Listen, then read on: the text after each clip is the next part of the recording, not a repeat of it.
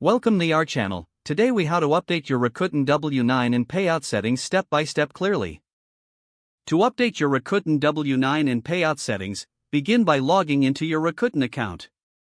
Once logged in, navigate to the Account Settings section. Look for the option labeled Tax Information or W-9 Form. Click on that option to access your tax details. You may see a prompt to update or edit your W-9 form. Select the option to edit your W-9 form. Fill out all the required fields accurately. Double-check that your name, address, and taxpayer identification number are correct. Once you've completed the form, click the Submit button. Next, locate the Payout Settings section in your account. Click on the Payout Settings tab. Here, you will be able to manage your preferred payment method. Choose the payment method that suits you best. If applicable, enter your payment details securely. Review all entered information to ensure accuracy.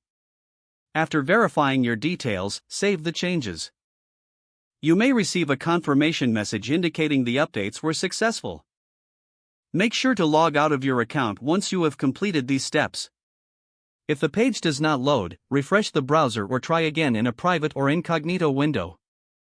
Make sure you are using the correct email address, then retype it carefully to avoid small typos. If your password is not accepted, use the reset option and create a new strong password you can remember. Check your spam folder for verification or security emails, then complete any requested confirmation steps. Enable two-factor authentication if available to improve account security and reduce unauthorized access risk. After signing in, review your profile details so your contact information and settings are accurate and current. If you see an error message, note it down and try again after restarting your device and internet connection. Log out when you finish, especially on shared devices, to keep your account and payment information secure. If the page does not load, refresh the browser or try again in a private or incognito window. Make sure you are using the correct email address, then retype it carefully to avoid small typos.